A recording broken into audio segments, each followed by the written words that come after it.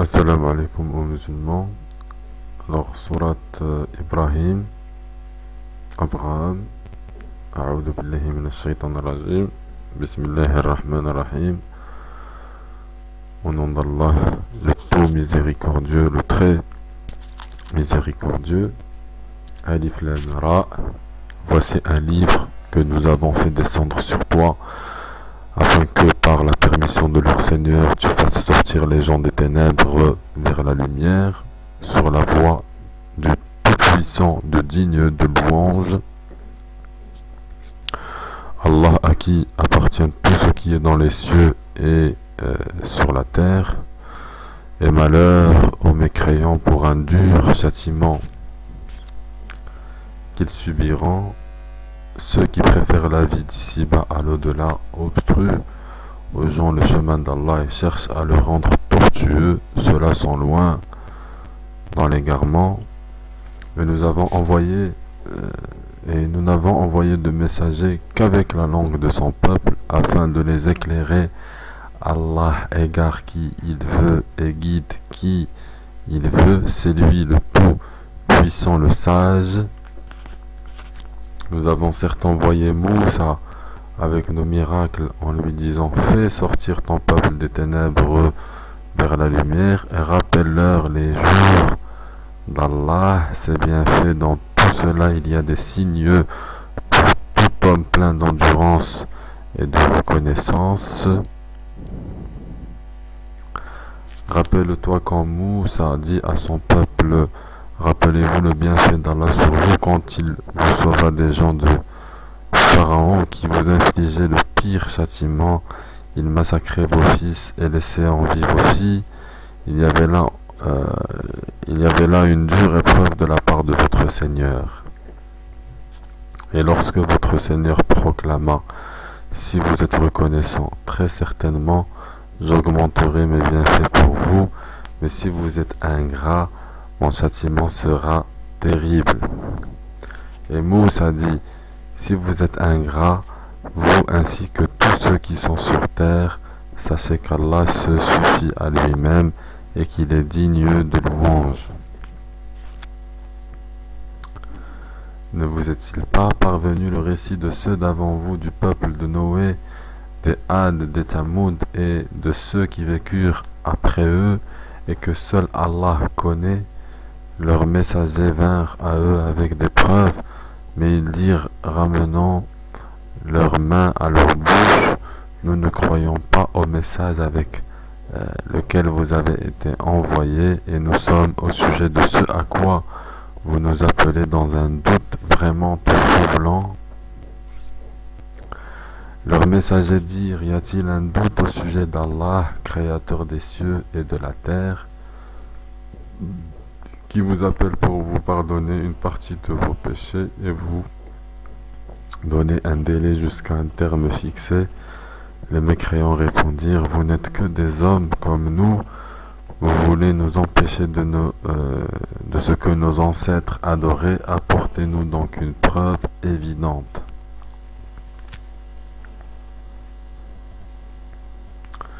Leurs messagers leur dirent: certes, nous ne sommes que des humains comme vous, mais Allah favorise qui il veut parmi ses serviteurs.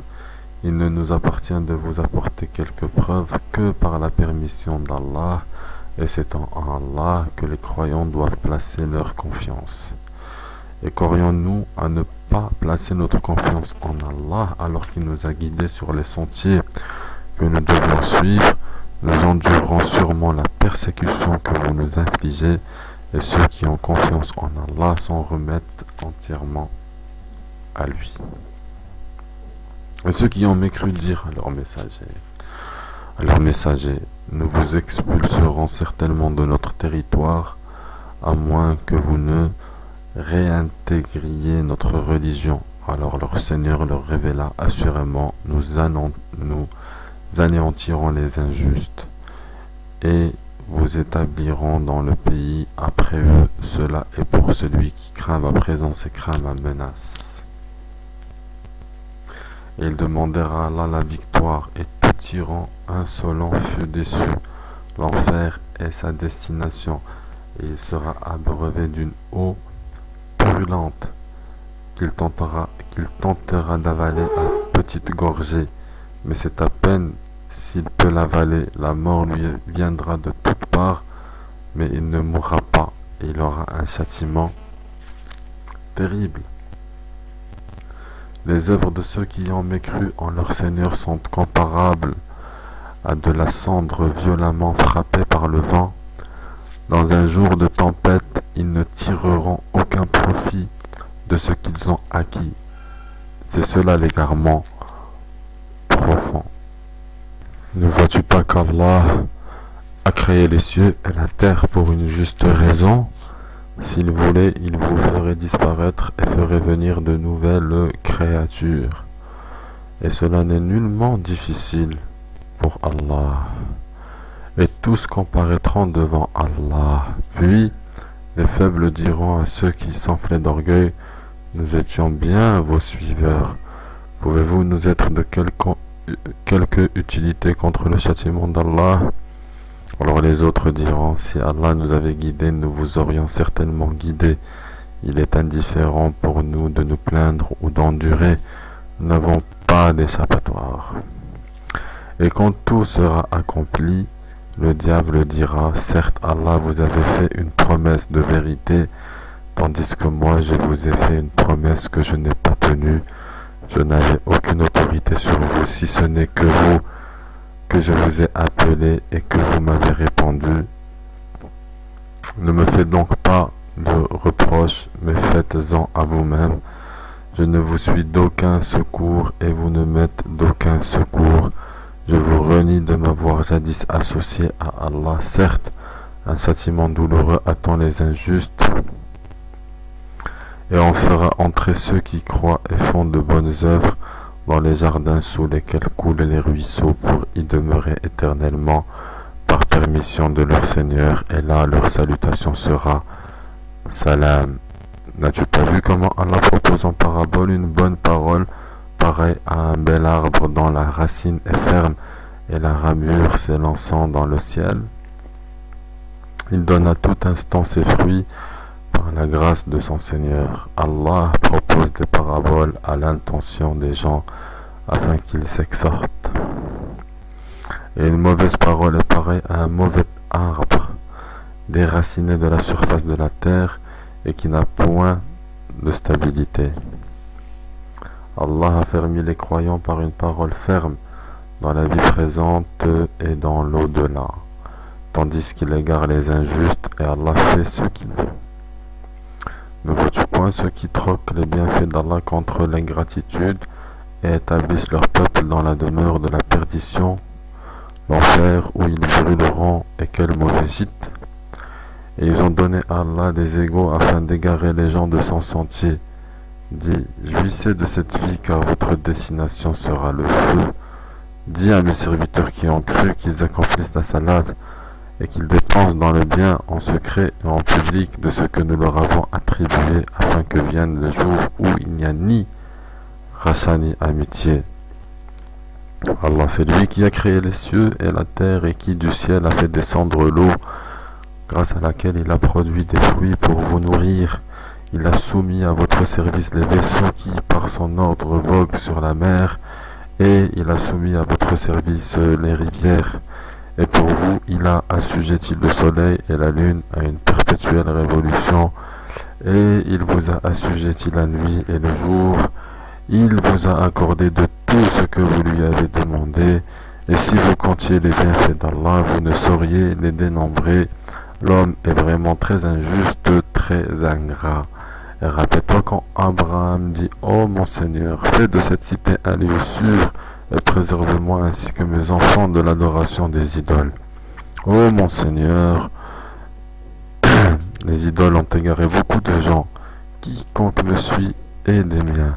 Quant à celui qui me désobéit, c'est toi le pardonneur, le très miséricordieux. Ô notre Seigneur, j'ai établi une partie de ma descendance dans une vallée sans agriculture près de ta maison sacrée.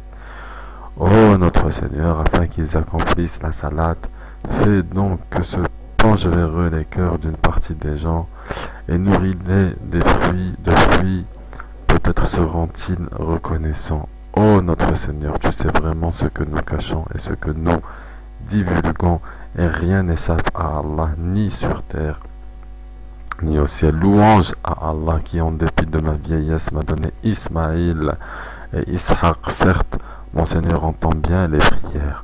Ô mon Seigneur, fais que j'accomplisse assidûment la salat ainsi qu'une partie de ma descendance. Exauce ma prière, ô notre Seigneur. Ô notre Seigneur, pardonne-moi ainsi qu'à mes pères et mères et aux croyants le jour de la reddition des comptes. Et ne pense point qu'Allah soit inattentif à ce que font les injustes. Il leur accordera un délai jusqu'au jour où leurs regards se figeront. Ils courant, suppliant, levant la tête, les yeux hagards et les cœurs vides, et avertit les gens du jour où le châtiment les atteindra, et ceux qui auront été injustes diront: Ô notre Seigneur, accorde-nous un court délai, nous répondrons à ton appel et suivrons les messagers. N'avez-vous pas jugé auparavant que vous ne deviez jamais disparaître? Et vous avez habité les demeures de ceux qui s'étaient fait du tort à eux-mêmes. Il vous est apparu en toute évidence comment nous les avions traités, et nous vous avons cité les exemples. Ils ont certes comploté, or leur complot est inscrit auprès d'Allah, même si leur complot était assez puissant pour faire disparaître les montagnes. Ne pense point qu'Allah manque à sa promesse envers ses messagers. Certes, Allah est tout-puissant et détenteur du pouvoir de punir. Au jour où la terre sera remplacée par une autre, de même que les cieux, et où les hommes comparaîtront devant Allah, l'unique, le dominateur suprême. Et ce jour-là, tu verras les coupables enchaînés les uns aux autres, leurs tuniques seront de goudron et le feu couvrira leur visage. Tout cela afin qu'Allah rétribue chaque âme de ce qu'elle aura acquis. Certes, Allah est prompt dans ses comptes. Ceci est un message pour les gens afin qu'ils soient avertis, qu'ils sachent qu'il n'est qu'un Dieu unique et pour que les doués d'intelligence s'exhortent.